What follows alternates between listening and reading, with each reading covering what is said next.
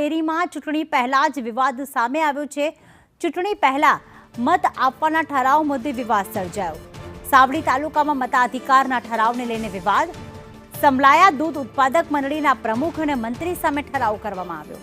સભાસદોને કોઈ જાણ ન કરવામાં આવી અને આ વિવાદ વકર્યો છે કારણ કે તેમને જાણ કર્યા વગર ઠરાવ કરવામાં આવ્યો છે। સભાસદોએ આક્ષેપ કરી ઠરાવ રદ કરવાની માંગ કરી। સમલાયા દૂધ મંડળીની મીટિંગ બોલાયા વગર પ્રમુખે ઠરાવ મોકલેલો છે। એ ઠરાવ રદ થવો જોઈએ। અમને વિશ્વાસમાં લીધા નથી। મંડળીએ કોઈ અમારા એજન્ટો કે દાન કરી નથી। તો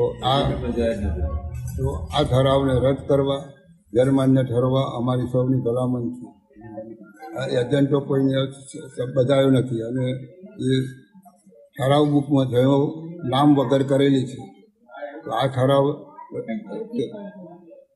ઠરાવ કેન્સલ થાય, નવેસર નવી મિટિંગ બોલાવે અને એજન્ટો આપે અને પછી સભ્યોને વિશ્વાસ મળે અને પછી ઠરાવ કરે તો અમે માન્ય રાખીશું, નહીં તો અમે માન્ય રાખવાના નથી।